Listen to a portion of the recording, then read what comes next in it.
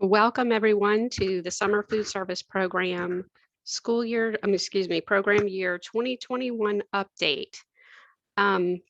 We will be going over several things in this training. This first part is mostly going to be common questions and tips as we transition from the school year services to the summer months. And later on in this section, the Summer Food Service Program and SSO reviews will be discussed.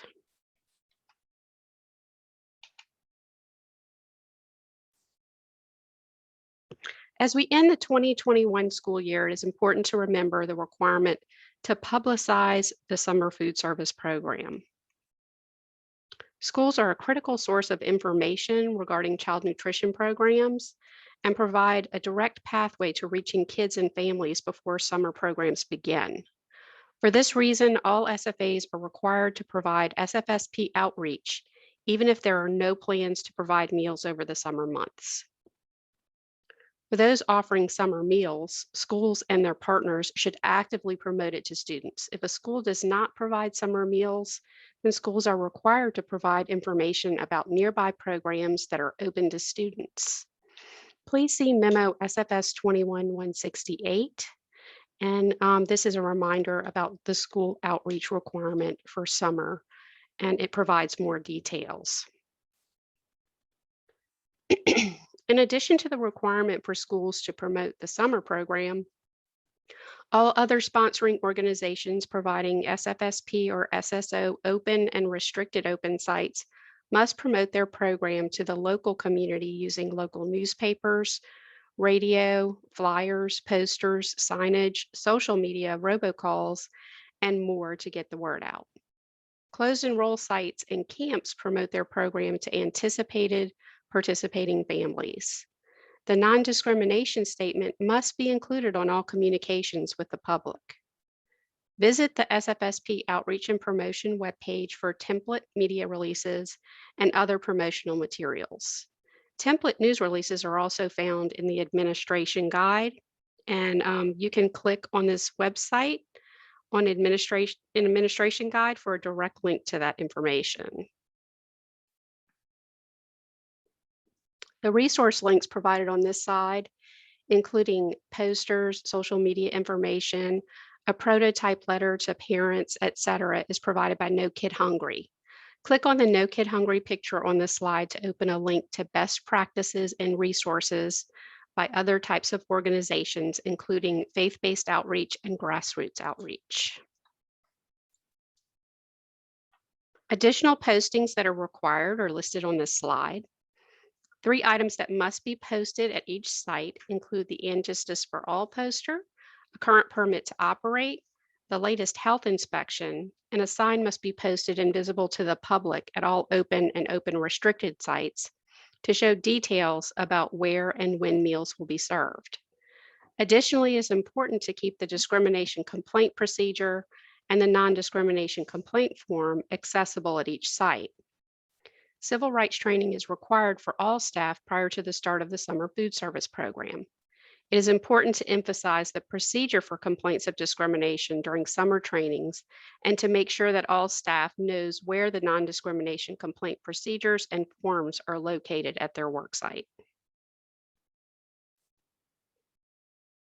As mentioned on the prior slide, policy requires that a poster that promotes the availability of meals is visible to the public at each facility or site operating as an open or restricted open site.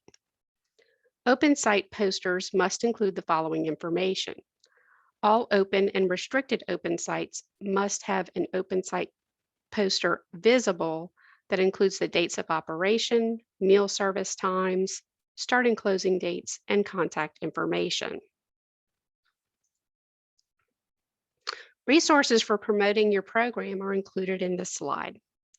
There is a link to the Free Summer Meals yard sign and a Friends Free Meals and Fun Hand poster, as well as many other options for promoting your summer program on the No Kid Hungry website.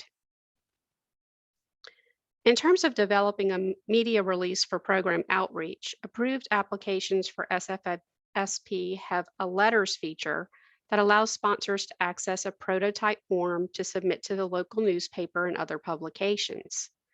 To access the media release, log into the CMP website, go to the Summer Feeding tab, click Applications, Letters, and then select the appropriate media release.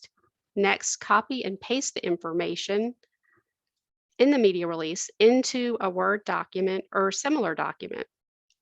School year SFSP sites and information will be included in the document, but may be edited to show only the information for facilities that will be operating over the summer months. According to policy, all sponsors have a duty to notify LDH of the sites of operation, including requests for necessary permits and to request inspection visits. Applicable permits from LDH must be in place prior to the start of operations, so notify LDH now if you've not done so already. This requirement is for all types of sites, whether satellite, grab and go, self-preparation, or other type. Sites must not begin operations until any LDH required documentation for permits and inspections has been obtained.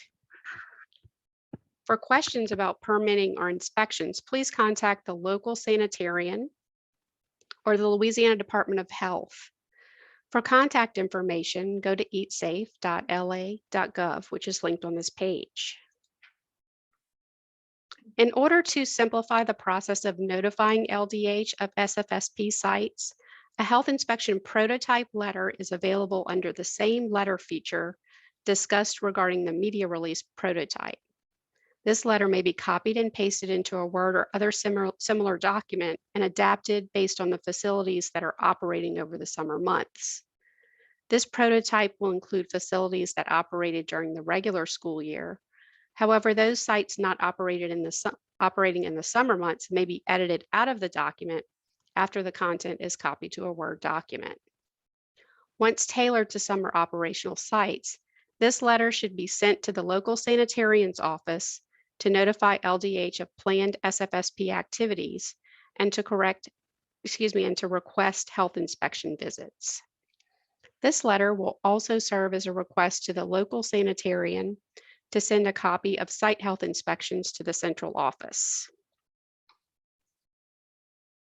Sponsors not currently operating the SFSP and others who are interested may access the directory of approved sites and current sponsors serving program meals by parish.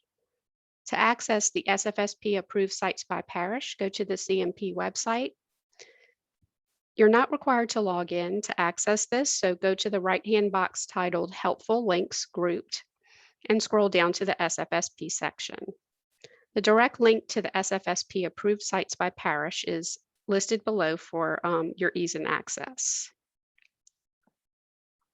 As a notification to all sponsors, the SFSP 2021 applications are open for submission. The SFSP application used by SFAs during the latter part of the school year remains open and may be used to add SFSP calendar dates. When adding those calendar dates, please add details regarding summer operations in the comments section, including notes on the method of meal distribution, days of service, holidays, and any other notes regarding unique services by site. If you are a sponsor opening SFSP for the summer months and did not operate during the school year, the SFSP application should be submitted at least 2 weeks prior to the start of the program to allow for the review and approval by the state agency. As we move forward, tips and common errors to troubleshoot when revising or completing the SFSP online application will be covered.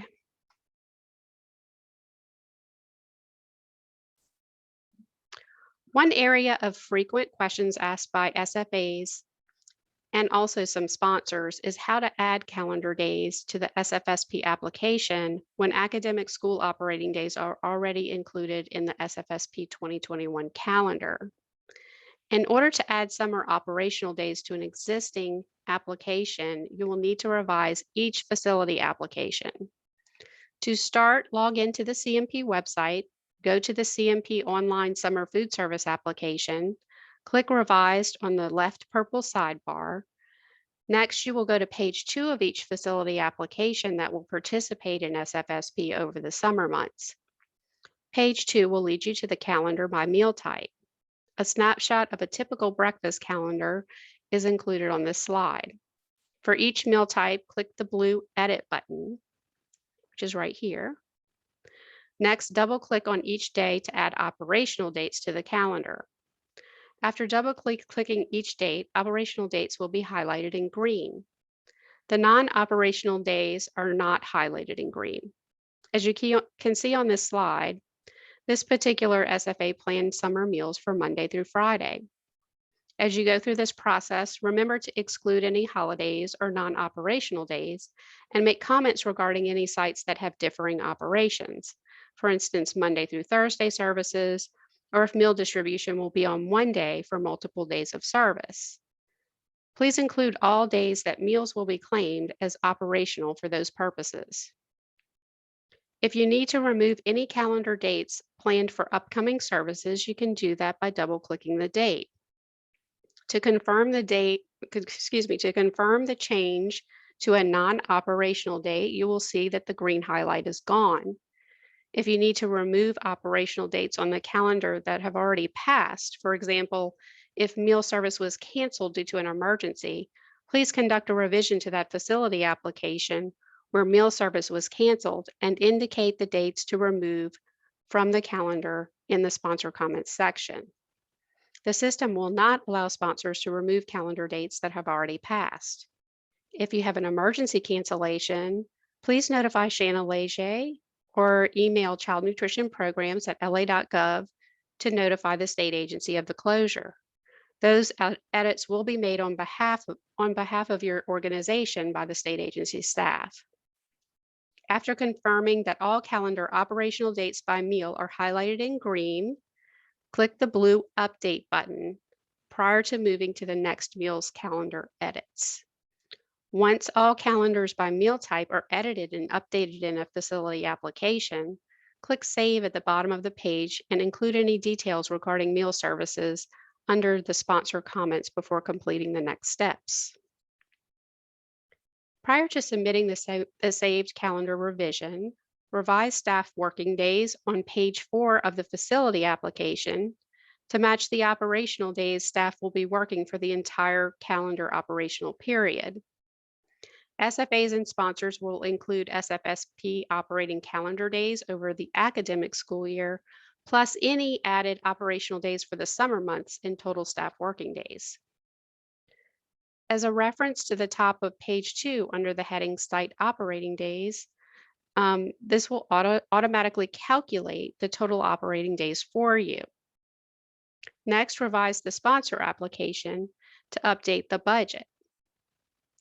Modify expenditures to ensure that any increase in planned expenditures are included. For example, with additional meal service days and staff working days, additional food and labor costs will be expected. Submit the revision by clicking Submit Application on the left purple sidebar to complete the process. Remember to submit revisions to your at-risk applications in addition to any SFSP or SSO applications when changes are made to the operating calendars. SFAs revising SFSP for the summer months should wait to adjust ADP until claims are submitted through the May 2021 claim, marking the end of the academic school year. ADP typically decreases for schools over the summer months, and if ADP is decreased in the revision prior to the submission of the May claim, a flag may prevent submission and/or payment of the claim. The ADP serves as a cap on the number of meals that may be claimed by meal type and will result in a flag that prevents payment of that claim. Mark your calendar to revise ADP for those sites operating over the summer months after the May 2021 claim is submitted. Do not forget to revise the sponsor form for budgetary adjustments after ADP is adjusted. If ADP goes down over the summer months, so does the expected reimbursement or income calculated in the budget. When comparing total expenses to the total expected income to the program, check to ensure that the expected expenses do not exceed the anticipated reimbursement. applications will not be approved if the budget shows a plan to overspend. So please decrease expenditures where necessary to ensure that the budget is close to balanced. Planning to spend slightly less than the expected income to the program is typical and acceptable, but exceeding the SFSP plan budget will not be accepted. In this instance, excess expenditures appear if in the instance expenditures in excess of income appear to be necessary, a plan to use non-SFSP funds should be developed. If you have already revised ADP for the summer months or your ADP is lower than actual participation, the CMP website will prevent the submission of claim numbers if the actual meal participation numbers are greater than the ADP listed by meal type. In order to adjust ADP to allow for claim submission, follow the same procedures as you would for an ADP revision by logging into the CMP website. Go to the facility application on the left purple sidebar, click Revise Application from the drop-down list, and click on page 2 of the application. This brings you to the calendar page. Above each meal calendar is that blue Edit button on the upper right-hand side under the meal type. And as an example, for breakfast, you will then change ADP according to the maximum number of meals by type or higher based on a corrected ADP for the month you are trying to claim. To save the new ADP, click the blue Update button. Complete this process for each meal listed on the calendar page by facility application. Provide a sponsor comment in the box at the bottom to indicate the reason for the revision. Save your changes by clicking the Save button at the bottom of the screen. As discussed in the prior slide, you will need to revise the sponsor application and make any changes to the budget that are needed. Save those changes before moving forward for submission. As a final step, circle back to the left hand sidebar, that is the purple sidebar. Click Submit Applications, which will bring you to the SFSP 2021 Review and Submit Applications page. Review the screen for any errors that are flagged to resolve if needed, and then click Submit. Once you've completed the revision, state agency approval is required before you will be able to successfully submit the claim that was blocked.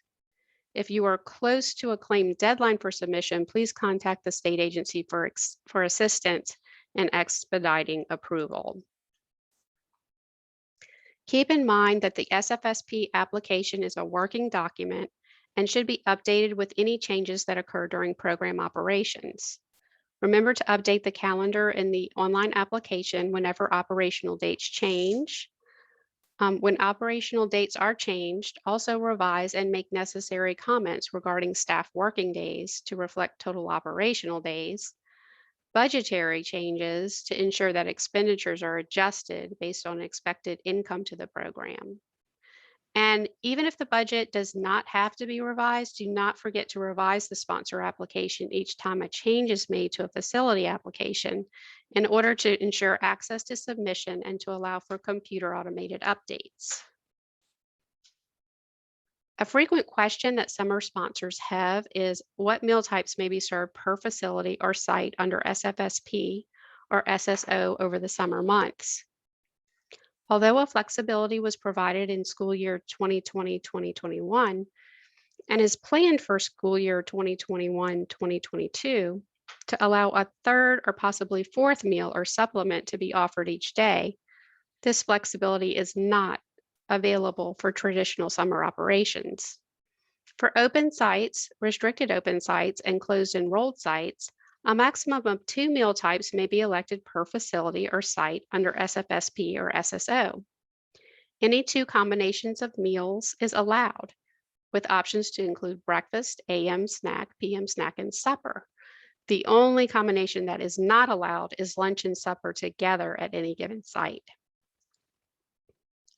In terms of multi-day distribution of meals during the SFSP summer months, stricter guidelines must be followed than what was allowed with flexibilities provided in SFSP this past school year.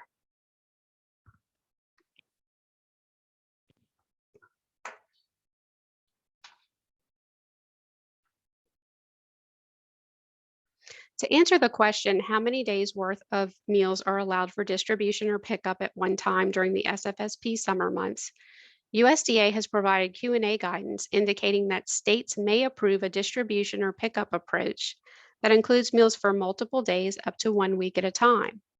USDA has confirmed this guidance remains appropriate under the waivers during SFSP 2021. For clarification, the total number of meals allowed for multi-day distribution is up to 7 days worth of SFSP meals over the summer months. A critical step to remember when planning multi-day distribution of meals is that SFSP sponsors must apply for summer waivers in the CNP online application to allow service of multiple meals at one time during the pandemic. The waivers selected during the academic school year for COVID-19 flexibilities in SFSP are no longer active in the online application. So all SFAs and sponsors must complete the waivers in the SFSP online application in order to use any flexibilities indicated by USDA for COVID-19. Please see the memo for reminder of multi-day distribution up to 1 week for additional details. Okay, the next question is, what waivers do I have to apply for in order to distribute multiple days worth of meals at one time or up to 7 days worth? The following SFSP waivers should be elected in the SFSP online application under the waivers link. And they include the nationwide waivers for meal service time restrictions, meal service time flexibility in child nutrition programs, non-congregate feeding in the child nutrition programs, and the waiver to allow parent and guardians to pick up meals for children.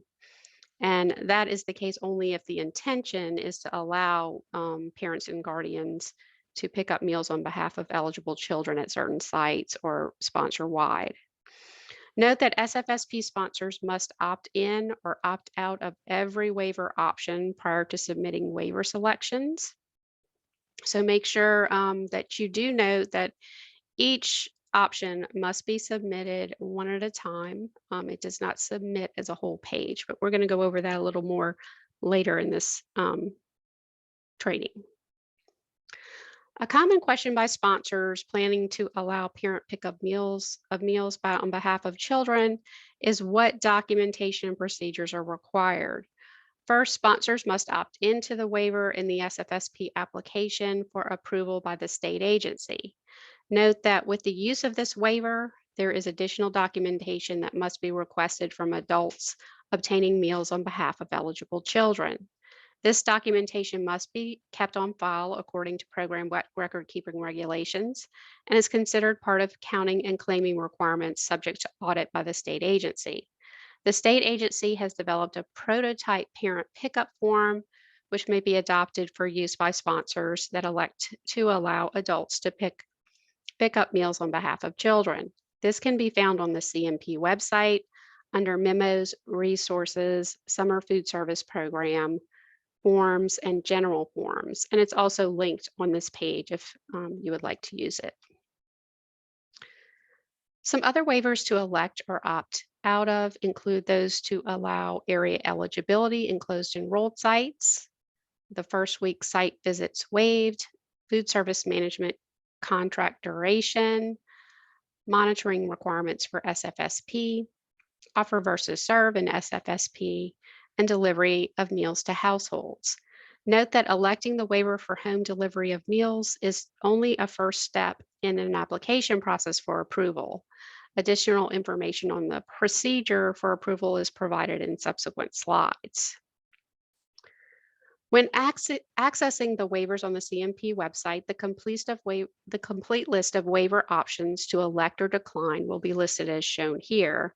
And remember to either elect or decline for every option available and submit as you go.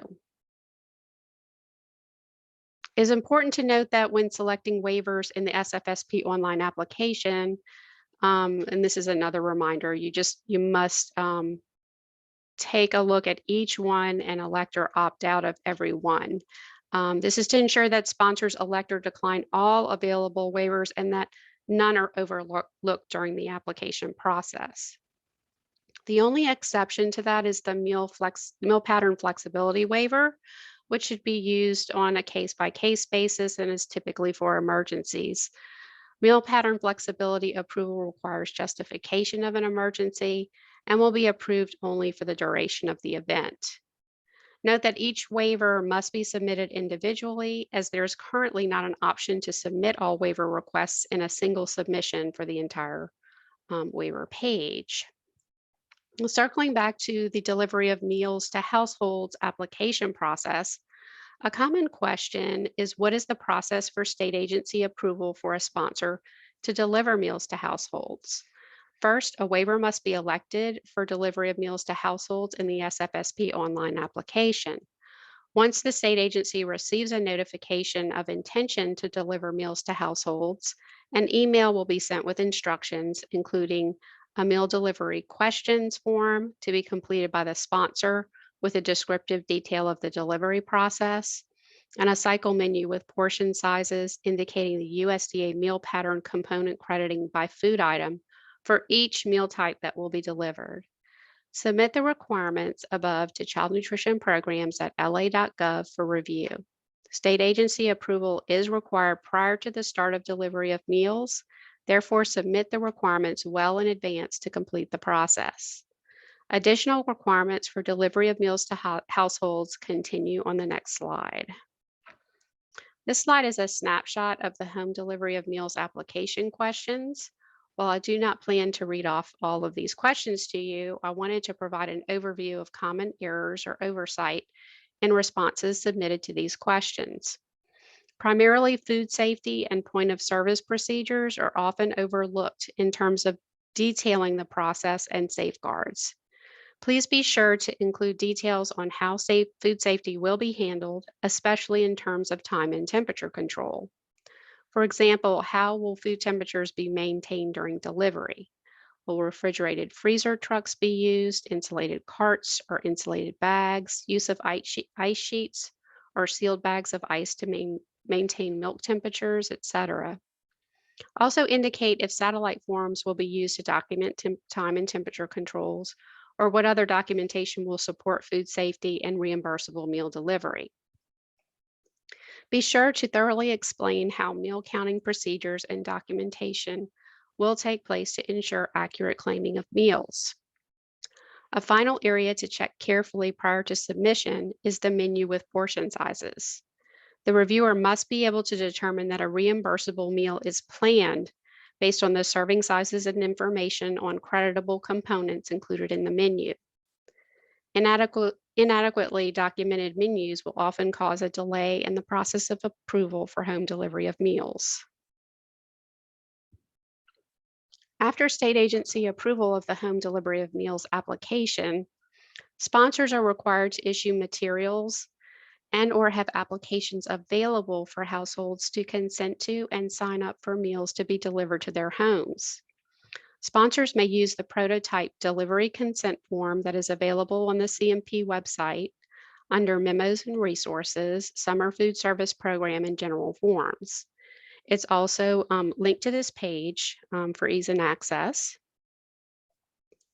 This is a snapshot of the prototype home delivery of meals consent form that may be adapted to your organization's program. Please be certain to include all of the information on this page to ensure consent requirements are met. The following prototype SFSP forms are available on the CMP website and linked on this slide. New prototype forms include the parent pickup form and spreadsheet, daily meal count form, multi-day issuance for those expecting under 250, for participation on a daily basis. And then there's a daily meal count form multi-day issuance for those expecting up to 650. Going into the summer months, it's likely that SFSP operations will change somewhat. For this reason, and because there are inherent differences in SFSP over the summer months versus what was in place for pandemic services during school year 2021, SFAs and sponsors must train staff on summer SFSP operations prior to beginning meal services. The training dates listed for the academic school year's SFSP services are now considered expired and required updating in the SFSP online application. Changes from school year operations to summer operations may include that the number of locations and operations may have changed, as well as the expected ADP or participation by meal type. Food production and service may have changed from self-prep to satellite operations or possibly vended meal services. Also, site types and serving times may have changed, and there may be other changes that you need to note.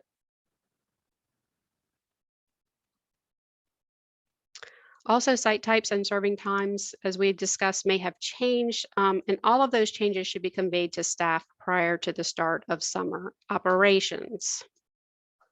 To simplify the training and documentation process, sponsors may pull training materials that were used at the start of the SFSP operations for the 2021 school year, and next develop an agenda to include any changes for summer operations, along with a brief recap of topics covered in the initial training. Include all of these topics in the agenda along with the date of the training to keep on file. A new signature sheet should be used to record that all SFSP summer staff have attended training and signed certifying attendance along with the date training was received. In order to ensure awareness of a change in policy, the state agency recently issued Memo SFS 21-169. As an overview, USDA has determined that visual observation and identification by SFSP program operators for use in collection of race or ethnicity data is not a reliable means to capture how a participant self-identifies in their own racial or ethnic identity. The ideal method remains self-identification and self-reporting. However, there are alternative means by which SFSP sponsors can obtain race or ethnicity data for SFSP programs. However, it is important to remember when deciding what acceptable procedures will be used for capturing racial ethnic data that program operators must ensure applicants and participants are made aware that failure to provide racial or ethnic identity information will not impact their eligibility to receive meal services. In terms of alternative means for obtaining race or ethnicity data, other valid sources may include other sources in which program participants have self-identified race or ethnicity, such as school databases. Please see the memo linked at the top of the slide titled Collection of Race and Ethnicity Data, Policy Rescission for detailed information. As an important reminder regarding food service management contracts, food service management contracts for summer SFSP 2021 must be submitted to the state agency for approval. The memo regarding COVID-19 nationwide waiver of FSMC contract duration allowed for extension of FSMC contracts through school year 2021. However, this waiver expires June 30th, 2021. SFAs and sponsors will not be approved for participation in the SFSP program as of July 1st, 2021, without the state agency having received and approved the food service management company contract. As a final reminder, and to conclude the Q&A section of this presentation, SFSP advance requests are typically allowed only on revision 0, which is the first submission of the summer food service online application, which is not feasible for school food authorities that participated in pandemic SFSP during the 2021 school year. The only way to notify the state agency in the current SFSP 2021 application has been by entering comments on the sponsor level application. Moving forward, any SFA sponsor that wishes to receive a June only or a June and July advance should email Child Nutrition Programs at la.gov with the subject line SFSP advance request. And please do this no later than Friday, June the 4th, 2021. Thank you very much for your attention for this summer food service program update and Q&A. Next up is an overview of the SFSP and SSO reviews for summer 2021. And Shanna will be speaking to you.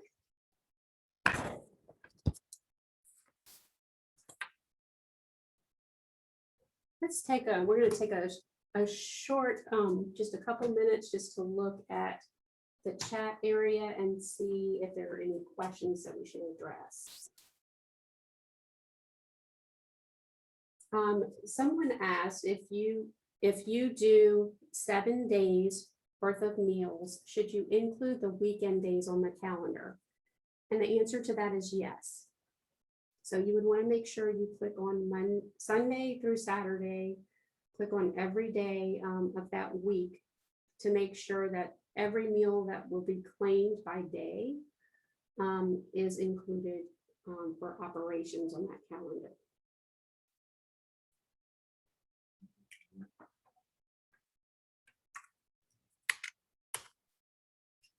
Okay, some people were saying that they couldn't hear me. Are you able to hear me now? I just went over a question regarding meal service over a 7-day period, including weekend days. And I explained that you would include those days as operational days on your calendar in the SFSP online application.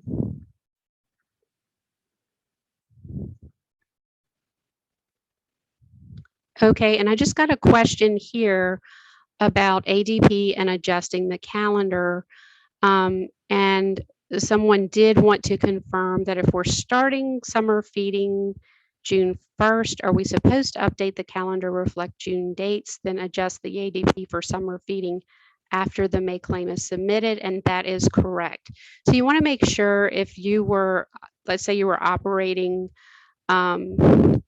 academic school year meal services through SFSP, and you had meal service through, the mid-May, you want to make sure that you do not change your ADP for June and July dates until that May claim is submitted.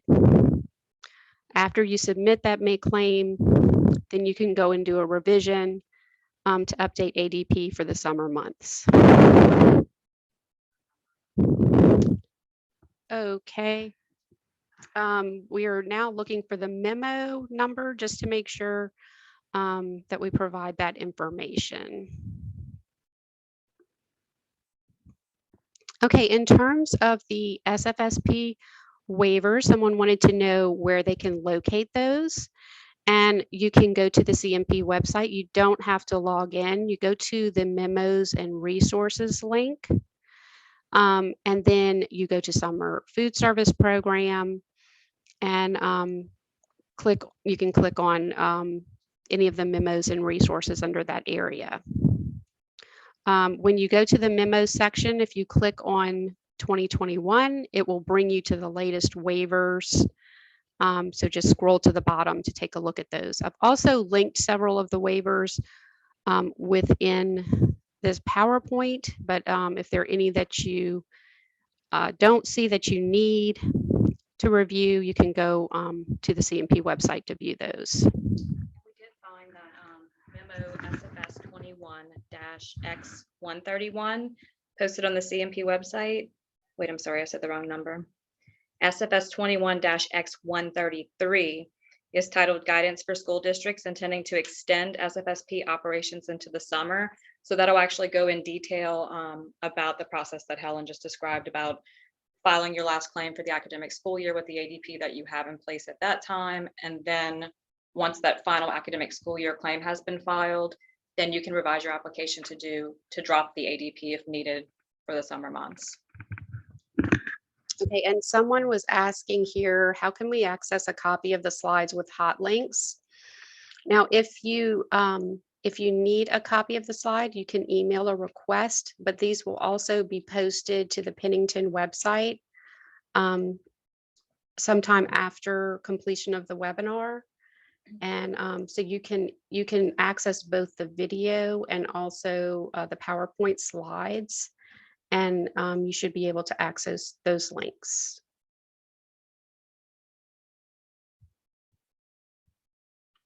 Okay, in terms of finding the yard signs for advertising summer feeding, please go to the No Kid Hungry site, and you'll see summer food service program applications as an option. When you click on that option, then it will bring you to promoting your program and where to find resources. And someone asked, do we have students self-identify their race or ethnicity? Now, this is something that USDA is in the clarification stage about, but I do want to emphasize that you really should not approach the students and ask them. In terms of self-reporting, they're talking about applications that they may have completed at a school to show self-reporting. So there's going to be more information coming from USDA about how to do this, but definitely it would be more formal process than, and you definitely don't want to approach students to ask at meal service.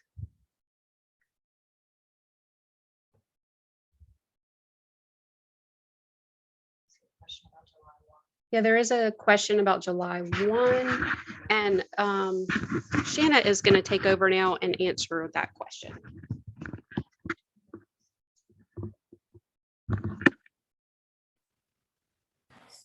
Can y'all hear us okay now that we've taken out the headset?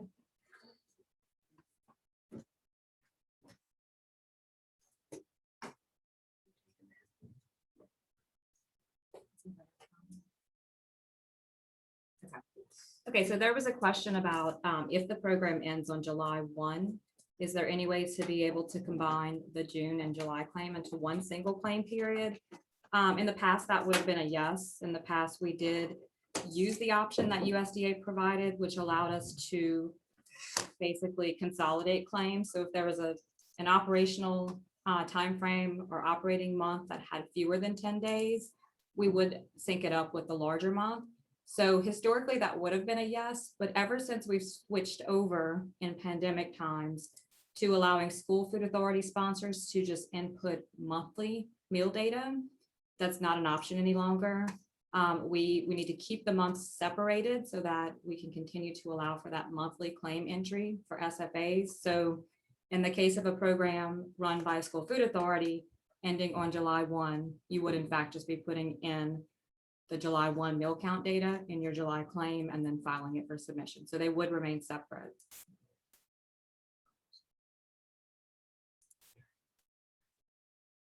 I can hardly hear. Is that better? Can y'all hear better now? We're playing around with the settings.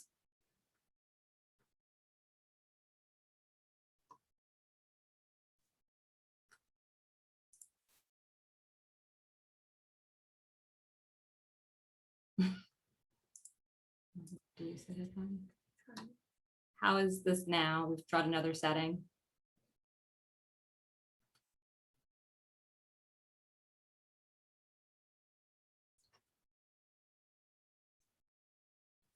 Okay, it looks like this is better now.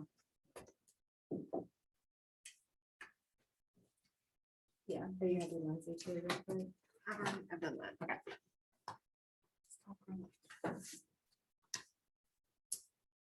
All right, if you can move forward, we're going to go into the portion of this presentation that's going to talk about summer 2021, SFSP, and possibly any seamless summer option reviews that we're going to have scheduled. So we did send that out as a blast notification, our tentative review schedule lineup. For anyone that has not seen it, it is posted on page 1 of the Summer Food Service Program resources. And basically, if you find your organization's name listed on that tentative review schedule, then you have been earmarked to receive a 2021 SFSP or SSO review this summer. So if you were not up for review, you could log out at this time. If you're interested in hearing the information pertaining to 2021 reviews, even if you're not up for review, we still welcome you to participate. Okay, and then later on this webinar, we are going to have some CNR staff speak with us. So present today on this webinar, we have Ms. Lindsay Healy, who's the Senior Vice President of CN Resource. We have Emily Briner, who's a Nutrition Support Specialist, and Catherine Gorland, who is the Nutrition Training and Data Specialist. We're going to go over some general stuff pertaining to SFSP reviews, some common findings, some changes that we've made to the review instruments and where those can be located. And then we're going to turn it over to Lindsay so that she can give you guys some specifics on what the review process is going to look like for this summer. All right, so let's roll straight into it.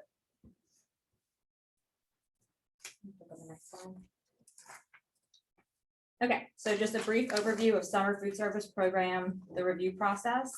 As I mentioned, the tentative review schedule has been posted on the CNP website under SFSP resources, page 1. There are no dates listed at this time as far as when the review is going to take place. However, that information should be coming relatively soon to all the sponsors who are up for review, possibly as early as next week. We're still following the same criteria that we've always used as per the SFSP federal regulations. So however many total sites are approved under a given summer food service program sponsor, we're going to have to figure out what 10% of that is. And then that is going to be the number of sites that need to be visited as part of the site level review process. So we have an example on this slide where we have a sponsor with 23 total approved sites for summer 2021. We take 10% of that, we get 2.3. Anytime that we get a result that is not a whole number, we always have to round up. So for that particular sponsor, they would receive 3 site visits associated with their 2021 SFSP review. So again, there's always going to be the site level review process, and then there's going to be the sponsor level review process. And if you're a small sponsoring organization, we would have to go to at least 1 site, either virtually or in person, and then also complete your central office or your sponsor level review.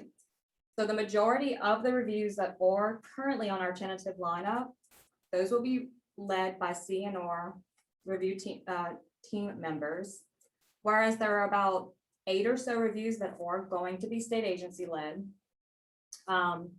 The 8 sponsors that are going to be receiving reviews that are led by the state agency should have been contacted already by their team lead, state staff member. And they should also have technical assistance visits scheduled, and they should know the date of their reviews at this time. I think we're going to go into it a little bit more later in the presentation, and I'm sure that Lindsay will touch on this as well, but just as an FYI for the CNR-led reviews, the site level observations, these will be completed virtually. So CNR will be in contact with you to discuss possible days and times and meal services and sites where this is going to occur. And then they're going to schedule basically the platform that works best for you, whether that's FaceTime, Zoom, Skype, whatever option is best for you to actually virtually observe at least 1 meal service. Okay, so we're going to move on to the state agency SFSP sponsor review instrument. These direct links are going to bring you to where those are posted on our website. Just as an FYI, we have made some updates to both the sponsor review and the site level review instruments since last summer. And this is all in light of the recent flexibilities and waivers that USDA has provided for the summer food service program. So we want to kind of adapt our review instruments to be able to collect and assess some of those things, how those waivers are being utilized and if they're being utilized correctly. Okay, so the sponsor level review instrument, as I mentioned, does have some new questions. We're going to talk about documentation associated with the sponsor level review, and then, of course, the website location. Okay, so new questions. Question 108, has this sponsor received any waiver approvals in the current program year from the state agency or from USDA? Yes or no? So the most common types of waiver approvals, that we're typically seeing for summer food service program, or waivers to request non-congregate feeding, offsite, grab and go, that type of stuff. meal timing flexibility, which allows sponsors to issue multi-days worth of meals and also allows them to serve for a longer amount of time than what's allowed in the regulations. We've been seeing a lot of monitoring flexibilities being requested or monitoring waivers that allow for sponsors to do those virtually instead of having to report on site. And we've also seen a lot of requests to be able to waive the first week monitoring visit, which we will grant approval for, provided that you have returning sites that did not have any significant operational issues the last time that they operated. So that's where the next question kind of ties in as well. 301A, were all monitoring visits and reviews conducted and documented as required to date? Yes or no? So if the reviewer marks no, then we have a part B to this question. If not, did the sponsor opt into an appropriate monitoring waiver?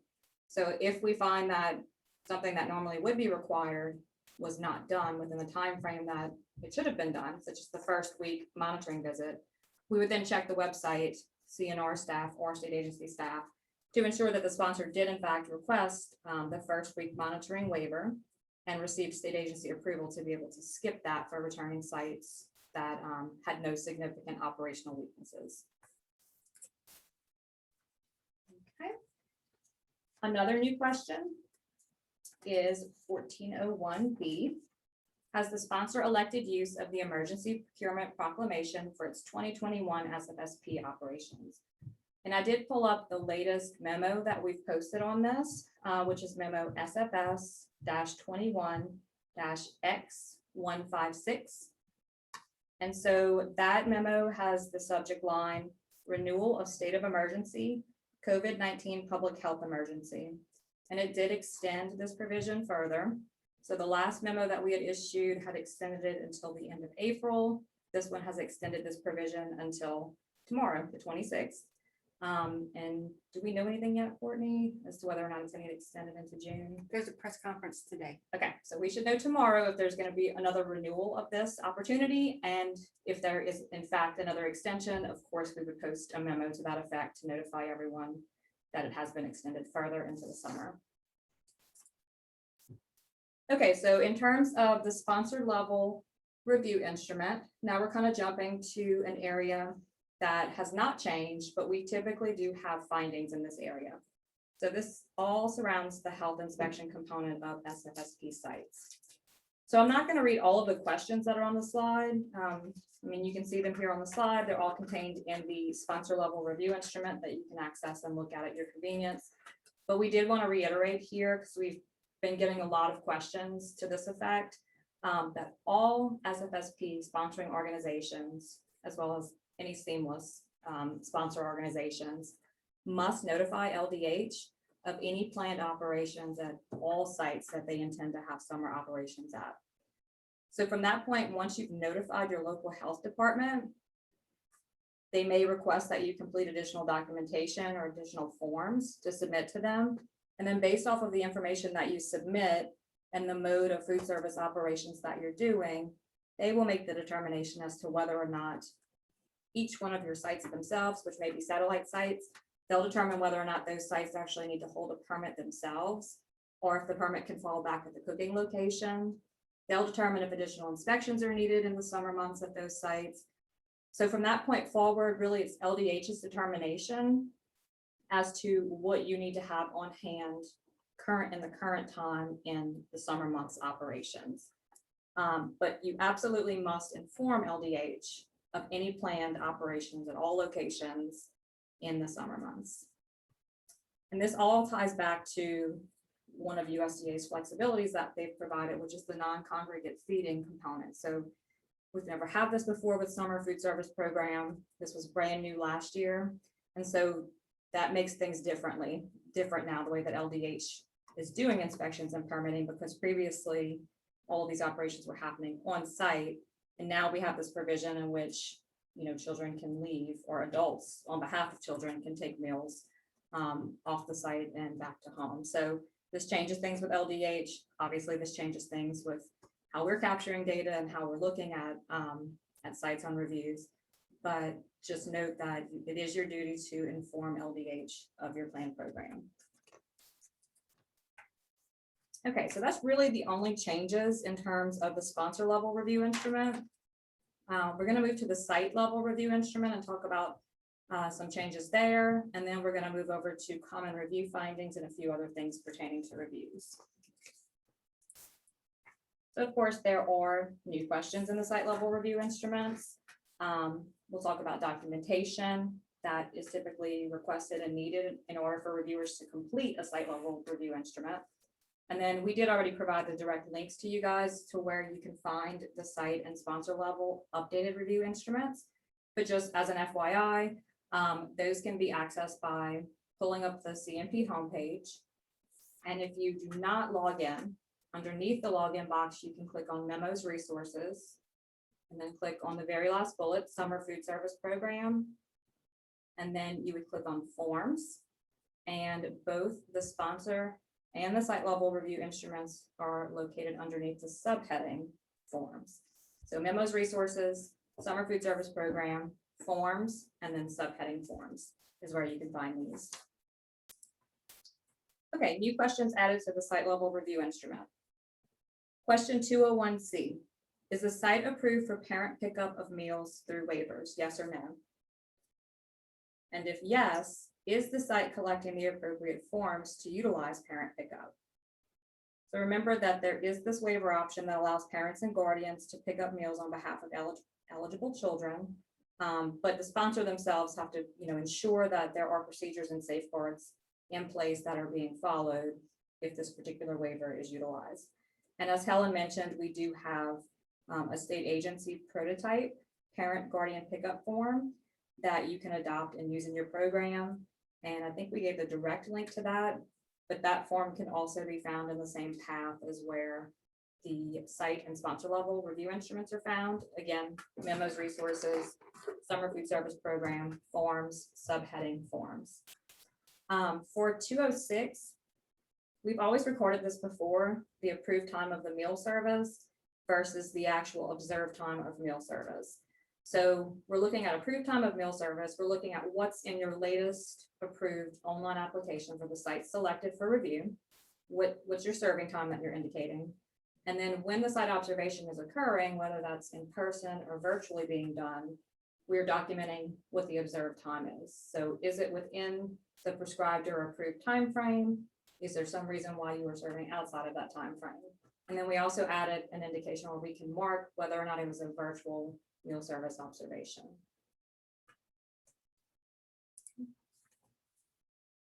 Another question that we've added since last summer is question 209C. Is the site issuing single or multiple day issuance of meals? So we'll mark whether or not that particular site selected for review is issuing 1 day's worth of meals at a time or multiple days worth, or it may be a site that's doing both. Maybe you have children that are reporting to school each day for a particular program, and so you're giving them breakfast and lunch each day on site. And you may also have a grab and go set up at that location for the other children that are enrolled at that school or in your district who are not reporting to any school site for any particular program. So then 209D is asking, if multiple day issuance is occurring, how many days worth of meals are being issued at a given time? So this is where we're checking to make sure that no one sponsor is issuing more than 7 days worth of meals at a time. And on that previous slide, I'm sorry, Helen did mention also that we have updated our prototype daily meal count forms to basically be able to, I guess, easier document if you are doing multi-day issuance. So again, we have the USDA version of the daily meal count form that we have updated with some additional areas in it to where you can indicate if you're doing multi-day issuance on that one daily meal count form. And then it requests, what day are you issuing these meals on and what is the dates or the range of coverage for the meals that you're providing. So you might be issuing 7 days worth of meals, I'm just throwing this out there, on June 3rd, and those meals are intended to cover from the 4th forward for 7 calendar days. So you would indicate that you're issuing those meals on June 3rd, and then you would put the date range of the 4th through whatever that 7th day is to indicate what days those meals were intended for. Okay, so we're going to talk about documentation of the SFSP and some things that we would expect to be able to review on a review. Okay, so as far as meal counting and claiming, production records in the summer food service program, technically they are not required according to USDA, but we do, from a state agency perspective, highly encourage use of production records. That just gives you further support and further documentation that reimbursable meals were furnished. Daily meal count records. So there's a variety of different ways that sponsors can document the counts or the reimbursable meals that were issued. Some sponsors are still utilizing their electronic software in the summer months, and that's fine. Some sponsors, even in the school year, have switched over to manual methods where they're doing hash mark sheets or the daily meal count form, and that's fine as well.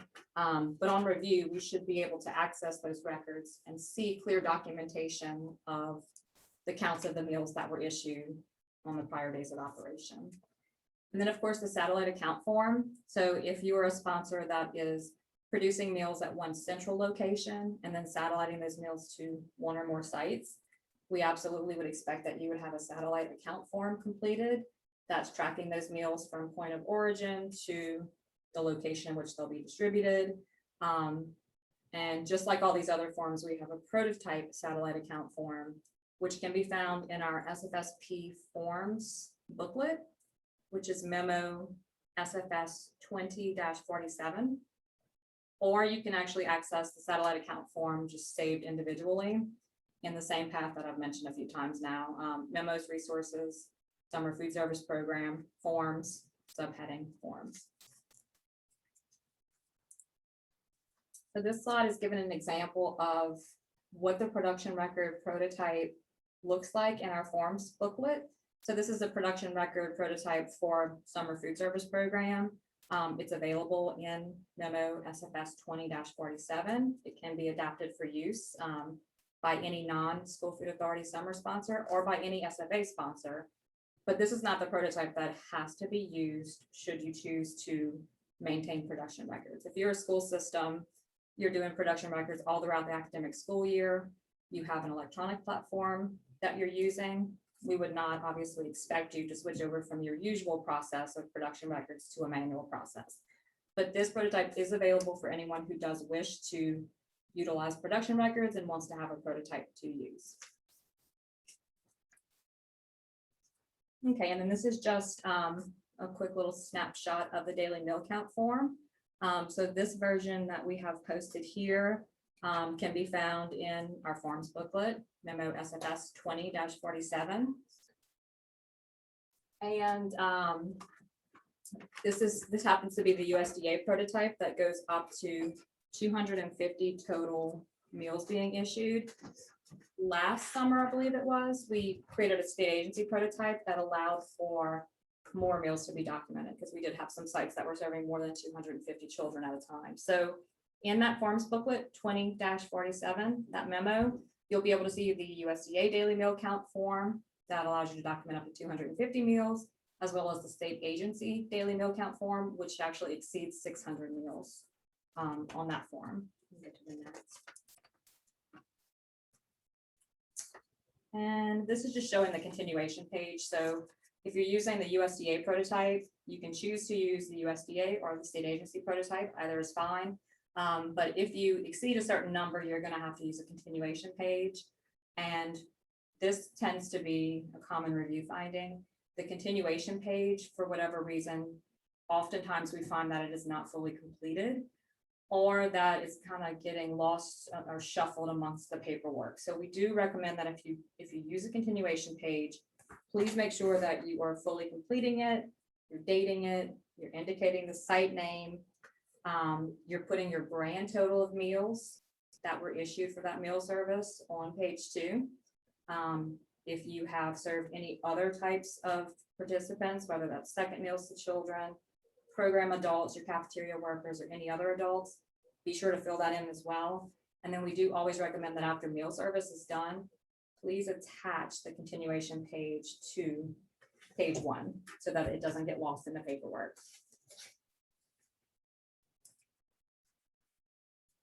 So this is a screenshot of the satellite account form that I had previously mentioned. Again, anytime that a sponsor is using a central kitchen and is transporting meals from one location to the next, we do expect that a satellite account form is going to be completed. In the forms booklet, you can see this a lot better in the forms booklet itself. You can see the color coding, because there's one color that's associated with typically the driver completing the information, and then there's another color coding that's typically associated with whoever's receiving the meals at the site, their parts to complete. So if you go in the forms booklet 20-47, you will be able to see this a lot clearer, and you'll see instructions that accompany this form as well. All right, this is a lot of information, so I'm not going to go over every last thing that's bulleted here. But these are just some examples of things that typically would be requested at the site level by the review team in order to complete a site level observation. So again, with certain waivers in place that have been approved by the state agencies, some of these things may be not applicable, and we would mark it as such. The first week monitoring visit, for example. And then, as Helen was mentioning earlier, there is that brand new memo that came out, memo SFS 21-X169, which was titled Collection of Race and Ethnicity Data by Visual Observation and ID in CACFP and SFSP Policy Rescission. So we did speak to USDA Southwest Regional Office on Monday of this week to try to get a little bit more information on what's being said in that memo.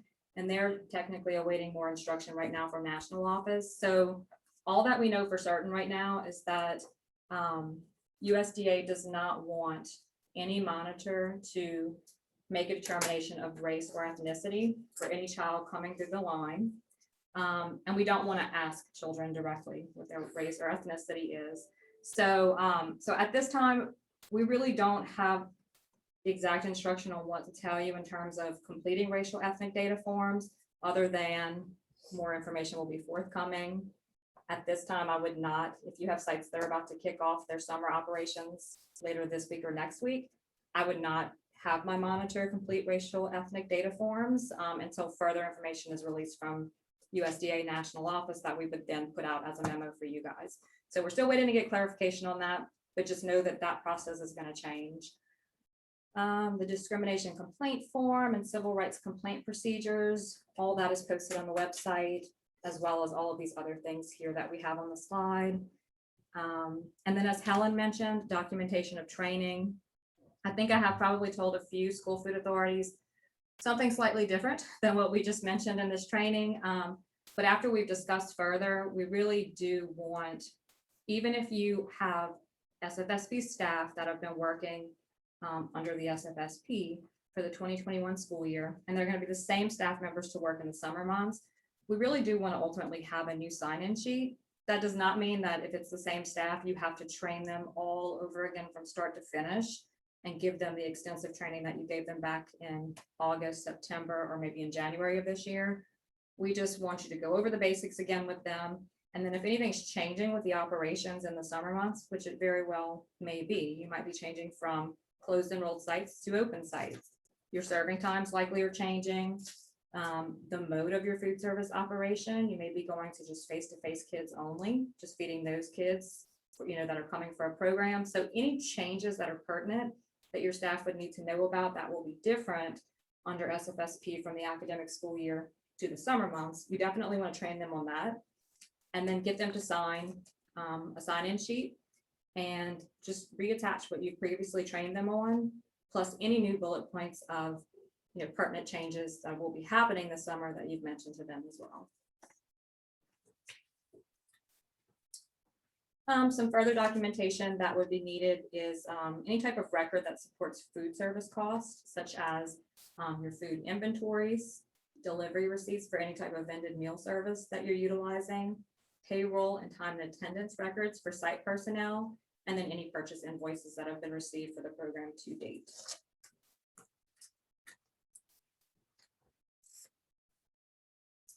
Other documentation would include records to support funds accruing to the program. So if there's any cash being collected at a summer food service program site, That's often not the case, but if you are selling meals to adults, for example, you absolutely would need to have a process in which you record the money collected and a process in which states the frequency in which these funds are deposited into the account.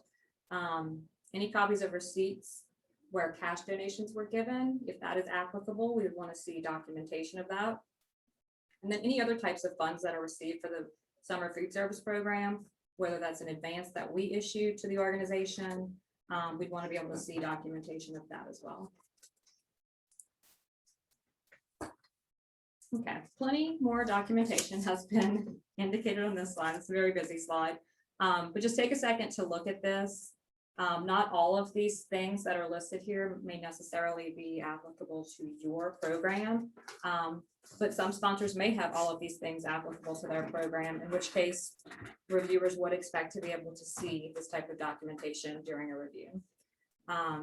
So if there's anything here on the slide that's not clear, you're not understanding what we're trying to be referencing or anything, just let us know through the chat feature.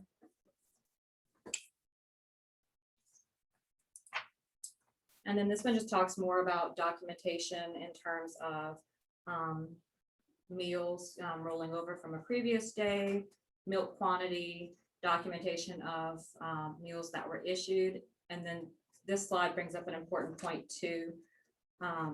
Last summer, things were crazy. The pandemic had first hit. So many sponsors were doing summer food service program that had never even operated or participated in that program before. So a lot of sponsors were kind of creating their own daily meal count versions or their own documentation to account for the meals that they were issuing. And they were doing it in a variety of ways. And that's fine as long as ultimately where that's being collected, as long as it's comparable to the state agency's prototype. So we did find on reviews last summer that there were cases where only first meals were recorded. And then after we further talked to central office staff and talked to site level staff, we learned that, well, the cafeteria workers were able to get 1 meal per day of each meal type free of charge for working in the program. So then we asked, where was that documented at? So please be reminded that any meals that are issued need to be recorded, and they need to be recorded under the proper category. So any reimbursable first meals that are served to children would need to be separately documented from any second meals that may have been served out to children, if that's even applicable, if that's something that your organization does. And then if you provide your cafeteria workers a meal free of charge, you would need to record that separately under program adults and not include that in the tally of your first meals for children, because even though providing a free meal to your cafeteria workers is an allowable cost in summer food service program, it is not a meal that you plan for reimbursement. So it's really important to keep those categories separated, and we will be looking for that this summer. Okay, so we'll go into some common review findings. Okay. And these are some of the most common review findings. Problems with hash mark sheets, utilization of, like I mentioned, a non-prototype daily meal count form that does not capture or separate out meals correctly, serving meals outside of approved meal service times, and no true point of service. So I think we've pretty much talked through all of this. We'll actually go into some examples that you've probably seen before of common issues that we see with hash mark sheets in just a few slides. Again, like I mentioned with bullet 2, sponsors can always use whatever forms that they've developed, but we do ask that you always compare it to the state agency's prototype to make sure that you are not missing a required element on the version that you're using. It's really important as meal service times change that you inform us of that, and the way that you do that is through a revision to your online application. So if you find that you've been issuing, a week's worth of meals between 10 a.m. and 2 p.m., and then you find that, participation just drops off after 1 p.m. So you want to go ahead and narrow the time that you're serving that to a 3-hour time frame. You couldn't just do that without providing us notice through a revision to your online application. So when we go out on site or when we do a virtual visit, we're expecting that what is approved in the latest online facility level application is what is current and accurate and actually happening at that site. And then in terms of point of service, please be reminded that enrollment counts, head counts, plate counts, that cannot serve as your point of service. You actually have to have a point of service whereby you are recording meals as they're being issued to adults or guardians if you're utilizing that waiver on behalf of eligible children or directly to the children themselves. And of course, sponsors must train site staff on how to complete whichever daily meal count form they're utilizing, on how to complete it, how to complete it fully, how to complete it accurately. And then for some years now, we've had that question in the sponsor level online application, which asks how frequently are the sites turning over their forms and their documentation to the central office. So whatever you indicate in that application needs to be what's truly happening. And then we ask that you record the location of where those documents are being turned over to, and that's where we would expect to be able to find them on a review. So if you have something that's as frequent as, weekly submission of records from sites to the central office, they certainly could provide you with scanned copies of all the records from the prior week and email that or send that, with the jump drive. But ultimately, it's going to be the sponsoring organization's responsibility to ensure that, by the end of the program, they have all of the original documentation in hand, as that is a source document that must be maintained for 3 years plus the current year. Okay, I think we already really talked about this. This is just talking about if you need a continuation page. That is a common finding that we do see, where the continuation page is provided or it's utilized, but it's not attached to the page before it, or the fact that the continuation page is not fully completed. It makes it really confusing to try to figure out which day that continuation page is associated with. Sometimes we're not sure which site it's even associated with, so we can't count it. So be very clear with your documentation. Any auditor should be able to come in, look at those records, and should be able to interpret them the same way as the next auditor when reviewing them. And so this is an example of our state agency prototype that we developed last summer, which gave sponsors the opportunity to, be able to use the daily meal count form while exceeding more than 250 first meals at a given site. So this one goes over 600 meals. And this is just an example of what it would look like if you had to use both the first page and the continuation page. All right, so some examples of incomplete daily meal count forms. Okay, this may be kind of fuzzy, probably not the best example, but we do have 4 examples we're going to provide. So in this first example, I see an obvious error just up front. So take a look at that on your screen and see if you can quickly identify a couple of errors that are associated with this form. And then you can move to the next slide, Courtney. And we have highlighted what the issues were. We were missing hash marks for a range of meals. So missing hash marks means meals that cannot be counted on a review or on a technical assistance. Okay, the next example is kind of crazy. There's a multitude of issues happening with this one. And if you click on the next slide,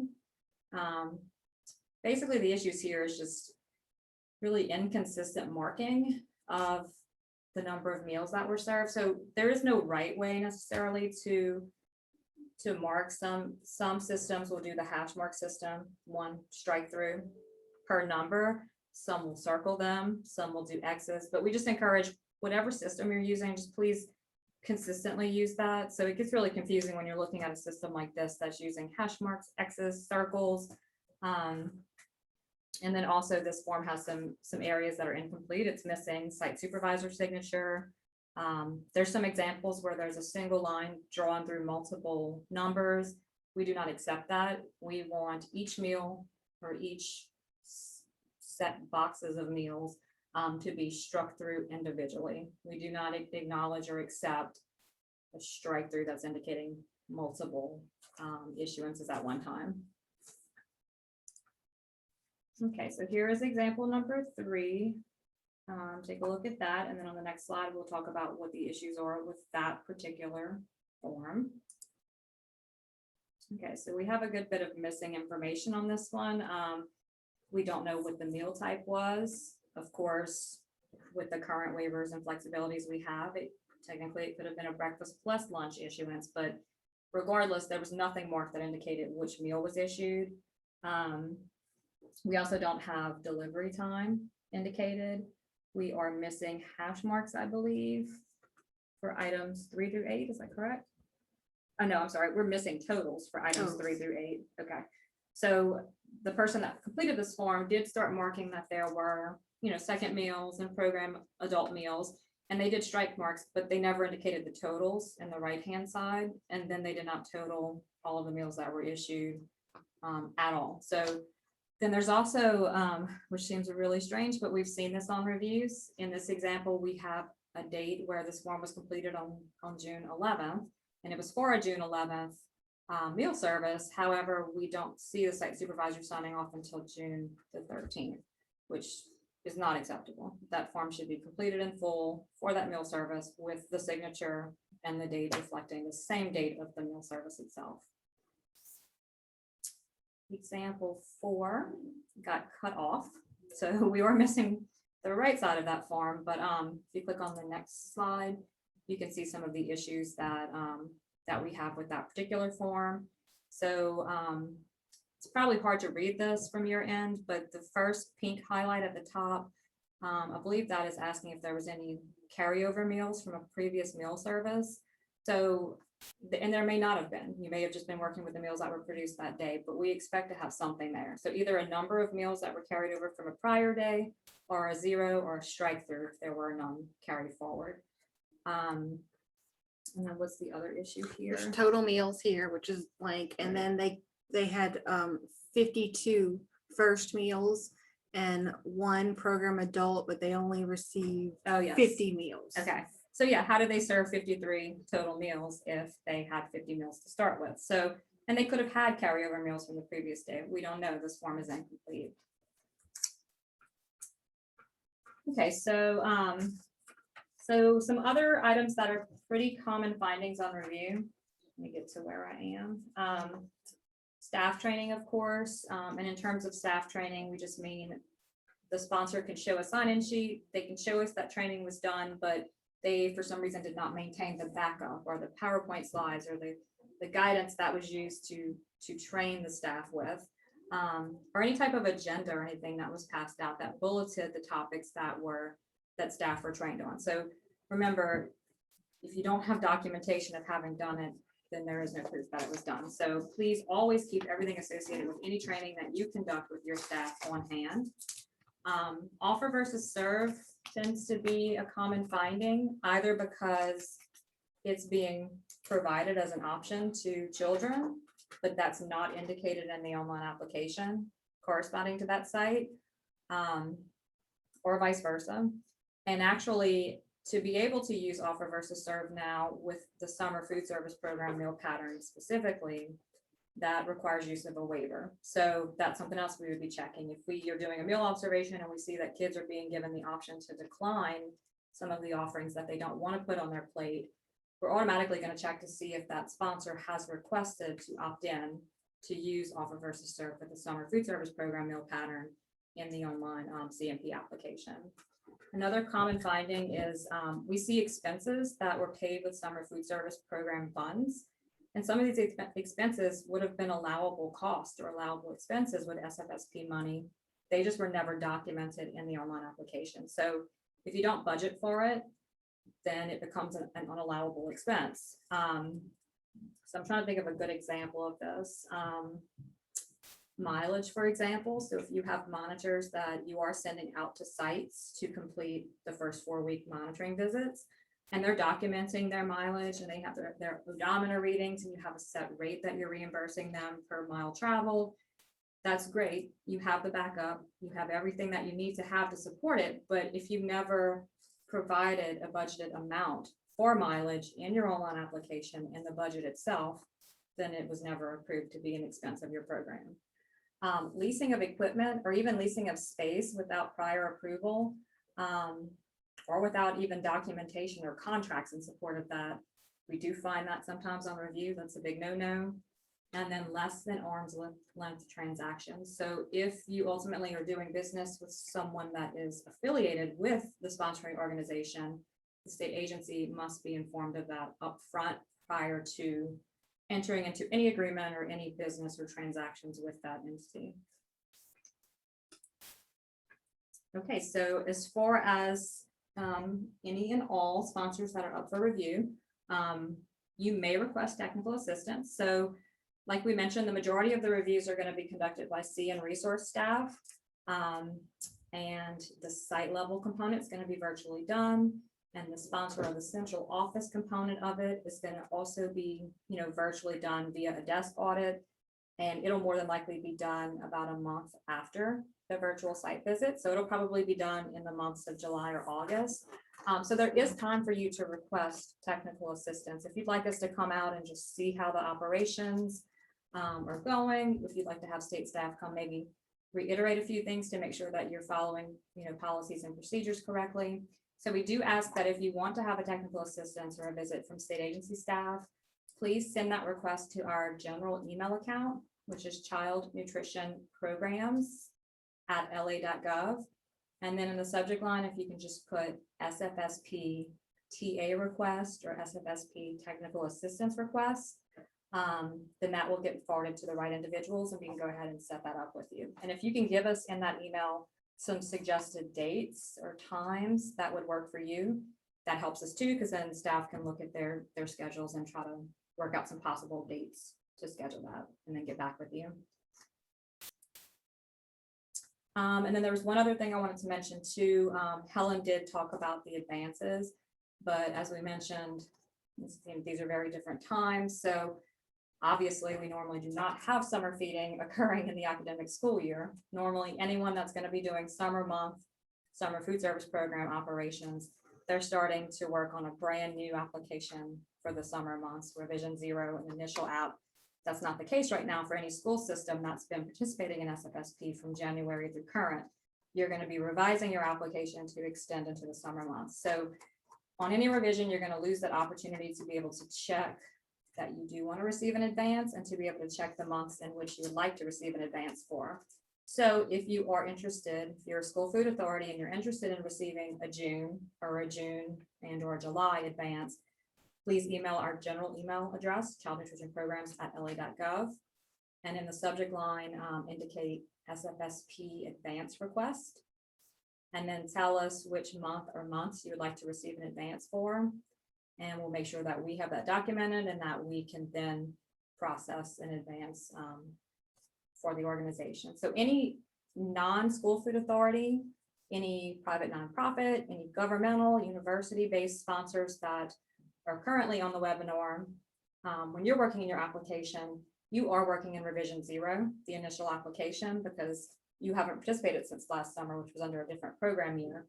So you shouldn't have to do this email process because you're in revision 0. You should be able to go to page 5 in your sponsor application and actually check on those areas indicating whether or not you want an advance. So y'all should still be able to request it through the online application. It's our school food authorities that have been doing SFSP that are about to extend it into the summer months that would need to request it in writing via email. And so that was a lot of information, but I think that's everything that I was going to talk about. So do we want to turn over for questions and then we'll let Lindsay do her piece with CN resource? Yeah, we can do that. We're gonna mute for a second and read over the questions and then try to answer some of those.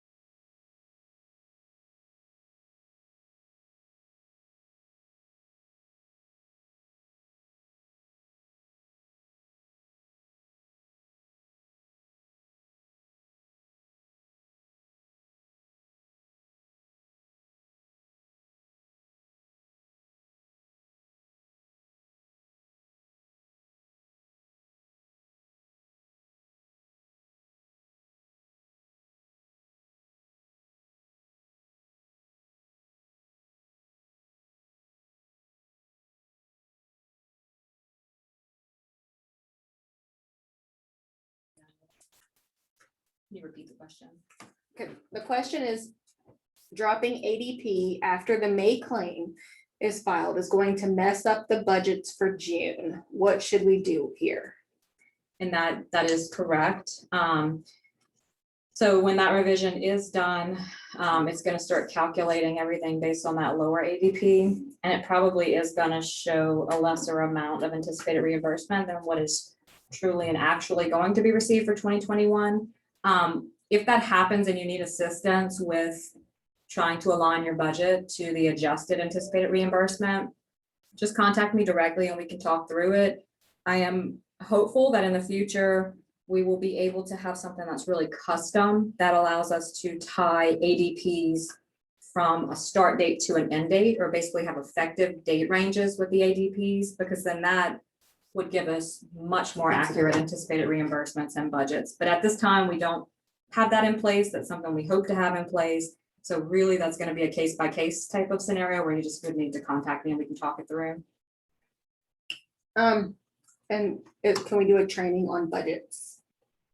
That may be something we need to look at. Yeah, we'll take that into account. I don't know that we do have a training right now posted to the website that is specific to budget.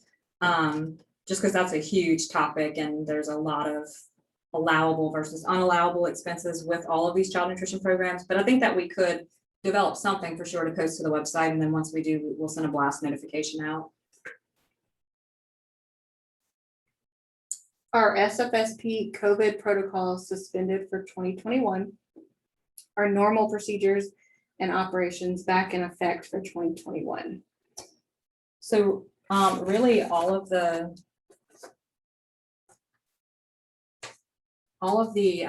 waivers that were available in 2020 have basically been extended for use through the summer months.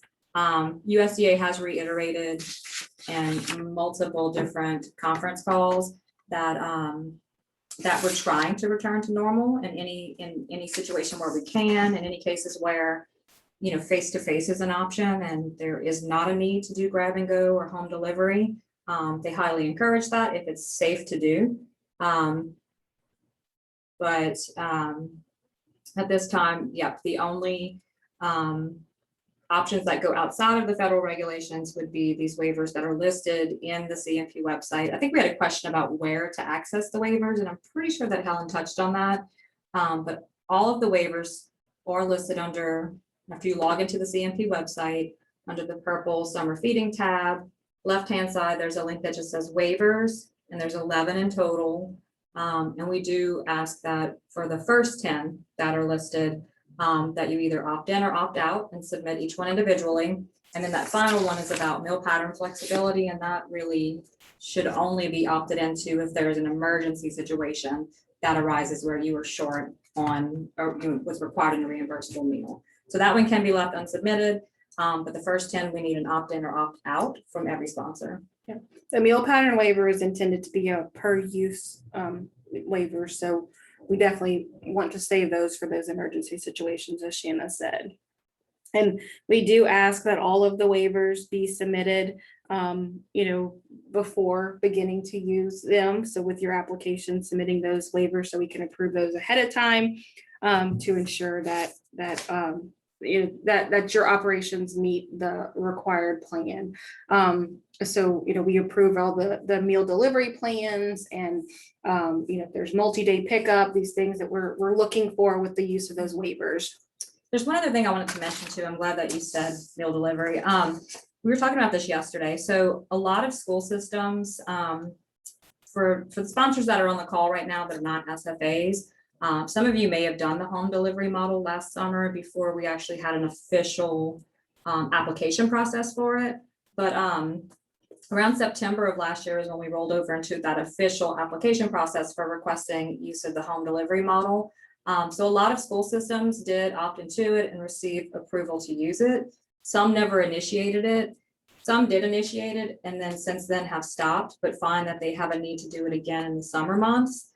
So if you're a school food authority and you have already received written approval from the state agency to use home delivery model, you would still be approved to do that option this summer if it's the same delivery model that you had previously proposed and in which was approved. So if back in September, you were using one vendor with one associated menu for home deliveries, and then now for June and July, you want to resume home deliveries, but now it's a different vendor and it's a different associated menu, you would need to reapply and give us the latest information, answer those 8 or so questions, and give us a copy of your currently proposed cycle menu with portions indicated and get a new approval. So if it has changed from your last approval in 2020 or early 2021, you would need to reapply again. Is the waiver for non-congregate feeding still in place for SFSP 2021? Yes. And all of these waivers, as Shannon mentioned, are intended to be, for, to meet the needs of your community, but it's not required that you do things this way. So what we saw last summer is we had very few in-person camps. I mean, everybody was virtual. And where we are this year is we have a lot more in-person camps. There's a lot, my kids are going to in-person camps this year. So we're seeing a lot more of those traditional summer operations coming back. So we're seeing a lot more of the traditional congregate feeding coming back as well, which should in turn decrease some of the need for some of these alternate feeding models as we get to a more normal summer. Now, of course, we're not completely normal, so there's still some flexibility there.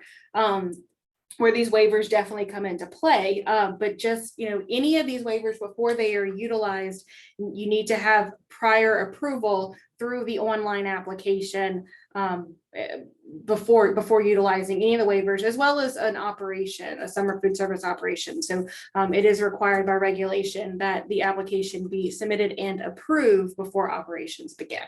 And Helen did have a good example earlier when she was speaking on a program, for example, that is, housing. It has face-to-face children reporting to schools Monday through Thursday. And so when they're at school Monday through Thursday, they're receiving a breakfast on campus and a lunch on campus. And then the sponsor has planned to make sure that they have meal coverage for the rest of the week. So when they leave for the week on Thursday, they're taking home Friday, Saturday, and Sunday breakfast and lunch meals. And those may be pre-boxed shelf stable for them to take home with them. So that's an example of where we have hybrid. We have both face-to-face on-site daily meal consumption happening at the school Monday through Thursday. And then we have use of the mealtime flexibility and the non-congregate waivers to be able to let those children leave with 3 additional days worth of meals. How does monitoring work for vended or home delivery meals? I'll have to think about that one. It's a good It's a question. very good question. It is still required that you do monitor. So at first thought, I'm thinking, putting somebody on the route Right. to monitor that, or Doing like a FaceTime yeah. or a Zoom type of thing with, not the driver, obviously, but with someone that's on that route so that you can actually physically see the process in which they are stopping at the houses and issuing the boxes. I really haven't had that question before, but if you've opted into the monitoring waiver that allows you to do this virtually, then you should be able to do it in that capacity. Or if you feel safe sending a staff member along the route or having a staff member there at the distribution location that's actually watching the distribution process, then they could complete it in that capacity. Yeah, I agree. On the state website, where can the public release prototype be found? So at this point, I don't think that we have a blank version of the prototype, but any sponsor that has login access to a 2021 SFSP application, once you have submitted your application for processing and approval, even before it gets approved, once you've submitted it, it's going to be on the left-hand purple side, just where you find your application. So you'll click on applications, and then you would see your sponsor level and all your facility level applications. And then below that, you'll see a link that says letters. You click on that and 3 options will appear. 2 of them are media release prototypes. We have one for open sites, which is for open and or restricted open sites. And then there's one that's media release - enrolled. So that is one that is specifically for closed enrolled operations. So once you submit your application through the CMP system, you can then go to the letters method and click on the appropriate media release type. And once you do that, all of the required details will just automatically populate into that prototype.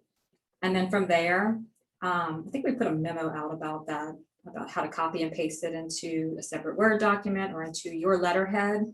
You can either print it directly from the website, or you can copy all of the text that's contained in that media release, paste it into a Word document. All of the formatting and the columns and everything should remain in place. And then if there's anything that you want to add, or if you're a school system that's already been operating since January, if there's anything you want to edit, or maybe you're putting the start date for the summer months, maybe June 1 through June 30th, and not providing them information on things that have already happened from January through May, you could then edit it and then use that version to send to broadcast, or to send to the local paper, or put on the district's website. The third option under the letters link is the health department notice. So once you submit your application, you can go and click on letters and go to that particular letter. And that should give all the base information of what you would need to send to LDH to notify them of the locations and the types of operations and the dates of operation that you intend to do this summer. Do we have to do a production record for weekend days for a 7-day meals delivery?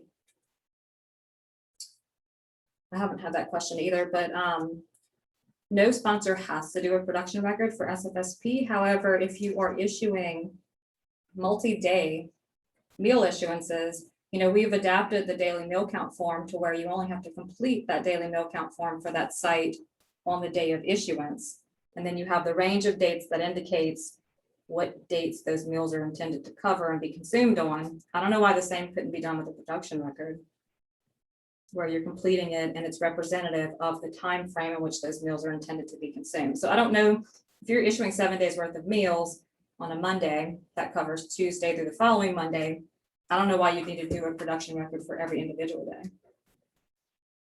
I think as long as, it can It's be all clearly documented. It could be on one production record. Are there any particular topics that we need to train on? See, I don't know if this is a returning sponsor question or someone that hasn't participated since last summer.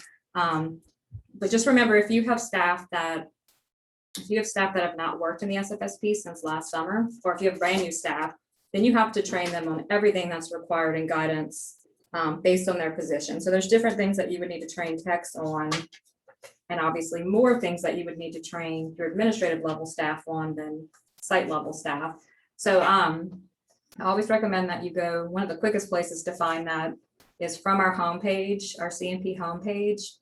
To the right of the login, there's a scrolling box that says helpful links grouped.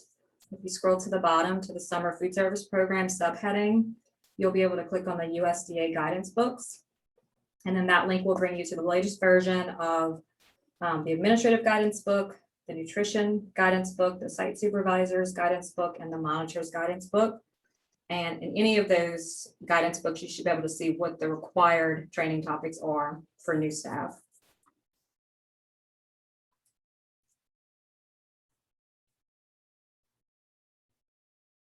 When doing the first week visit and or the first 4-week review, should we be present for the service of both meals being served, or just one meal service sufficient? One meal service is sufficient. If you're doing, multi-day issuance, or you're issuing breakfast and lunch in one shot, then you'd automatically be seeing both. But if you have separated breakfast from 9 to 10 a.m. and then lunch from 11 to 1 p.m., 11 a.m. to 1 p.m., you can select which meal service you want to observe. Students are taking home meals on the weekend. What paperwork is needed? I'm not sure if that's a daily meal count I would think that, form type of yeah, question. I would think it needs to be the daily meal count. I'm taking this as that there would still need to be documentation of issuance. So through the use of a daily meal count form. So yeah, we can consider like that hybrid model that Helen had mentioned, where kids are reporting to a school Monday through Thursday. So if they're getting a breakfast and a lunch on site and eating it on site Monday through Thursday, you complete that single daily meal count form for each of the meal services. And then remember, we've developed a multi-day daily meal count form too. So at that point, if you're giving them 3 days worth of meals to take home on Thursday, I would revert over to the multi-day daily meal count form where you can document the range of dates, 3 days worth of meals that you're issuing at that time.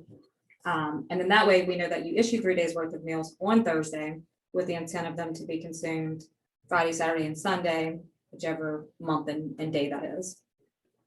Can we just email the notice to LDH to the inspector that usually inspects the sites within a parish, or do they need to send it to a generalized specific email address? I don't have the answer to that question. I'm gonna need to check with my state contacts.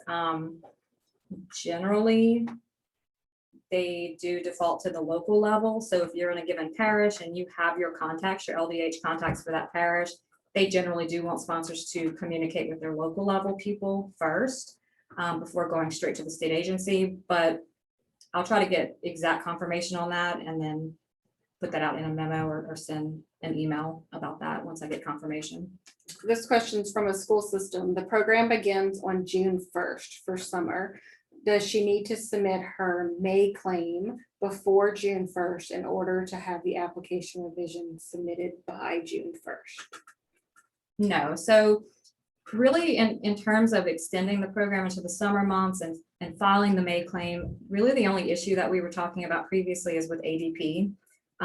So generally during the academic school year, most of our school systems are expecting a much higher participation at sites than they are in the summer months, particularly if they don't have a lot of programs happening at their location. So you could absolutely extend the program through a revision, put in your new dates of operation, put in the new serving times, put in any new staff details or extend the dates, the staffing dates for your staff if they're going to stay on and work in the summer. And then just put a note that the ADP is not being changed yet in order to be able to finalize school year 2021 claiming. And then after you file your May claim, you have your application submitted, we're processing it for June operations or June and July. After you file your May claim, then at that point, you're going to know if your ADPs are drastically less. And then you could do a separate revision just for ADP at that point to drop them. Yeah. So still go ahead and submit that application for summer operations ahead of, before June 1st. And then you can just do a separate revision for the ADP, as Shanna said. That's the end of the questions. I'm going to turn it over to Lindsay and let her go through CNR support. I'm going to stop sharing for a second and then Lindsay, turn it over to Lindsay.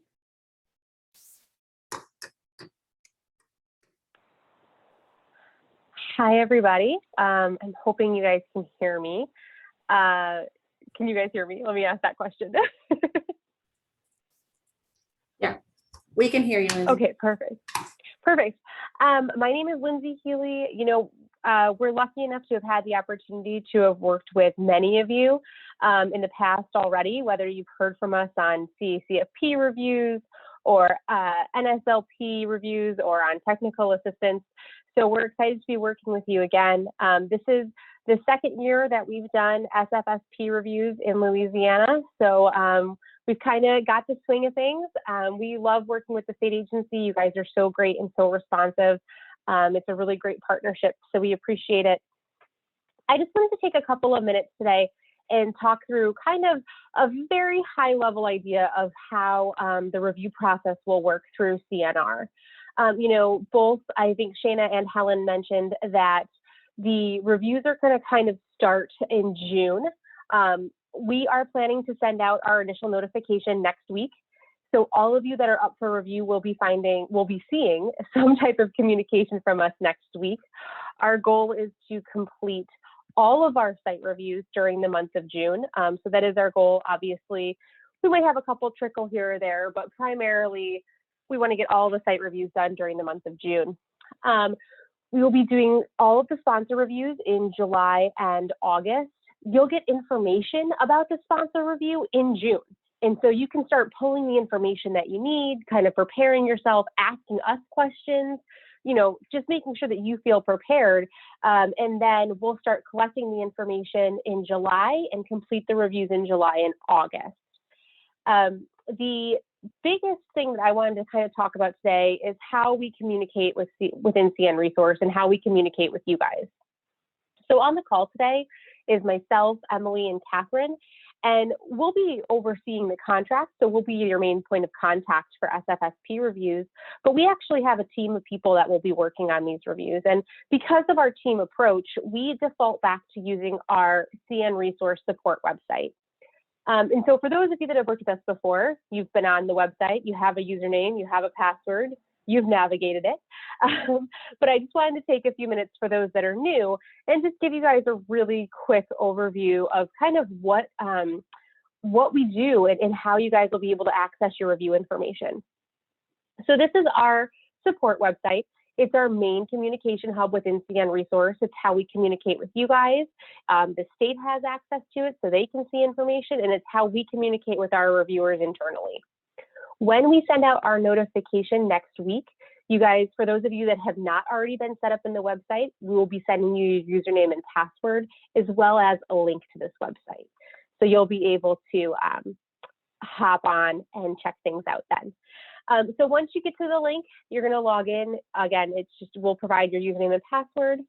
You'll sign in. You're going to be brought to your personal homepage. For those of you that might be working with multiple sponsors, you're going to have a list of different sponsors that you can pick from before you sign in. If you are only working with one sponsor, you're going to, oh, it just signed me in as me. Sorry. Let me log out. Oops.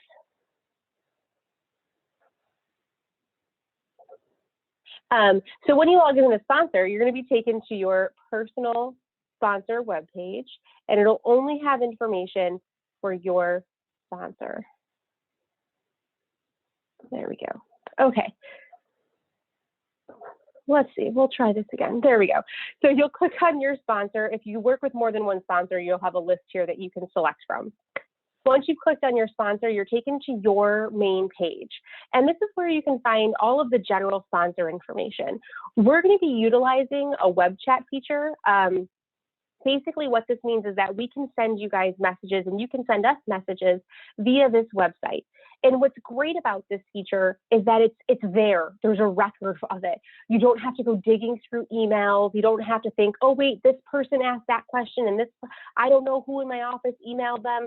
It's all here. You'll have a history of all of the communications back and forth. And so this feature right here is right on the main dashboard because we wanted to have it there in case you had multiple program reviews going on. The same thing is true down here where you'll see a complete communication history. So if we send you an email, we'll also upload it here too. So you'll be able to see emails, web chats, and then if we have a phone call, we'll document that phone call here. So that you'll have a cumulative communication history at the bottom of your main page. Once you've logged in and you want to access your SFSP information, you'll click on SFSP Administrative Review. This will bring you to a page that's specific to this upcoming SFSP review. This is really where you'll go to get some basic information, but it's also where you'll go to complete the questionnaire that we ask you to fill out, as well as to review the checklist of documents needed and then upload those specific documents. So as we start populating information, you'll be able to see it right here. You'll always know which sites were selected for review, when the virtual meal observation date is, who your CN resource reviewer is. So you'll be able to access that information as soon as we've made that determination and talked to you guys about it. All the information up here will also be filled in as we kind of start populating everything. To submit your sponsor questionnaire, you'll just be able to click right on it. If you're SFSP, you'll see one questionnaire. If you're SSO, you'll see a different one. But this is just a questionnaire that we have developed to kind of help accommodate these virtual meal observations. It's the same one that we used last year, but you'll go through and you'll fill it out and you can just hit submit on the bottom and it comes back to us. The other piece of this that I kind of just wanted to take 2 seconds to talk about is actually uploading documents for the review. So you can see here, we've taken the checklist of documents that are needed for your sponsor review, and we've put them right onto the website. And we've actually broken them down into the different sections of review. So for example, if you're working on your monitoring documents and you're getting ready to submit them all, you can click right here and it says upload monitoring documents. And you'll be able to go through the list and say, okay, here are the 4 different types of documents that I need.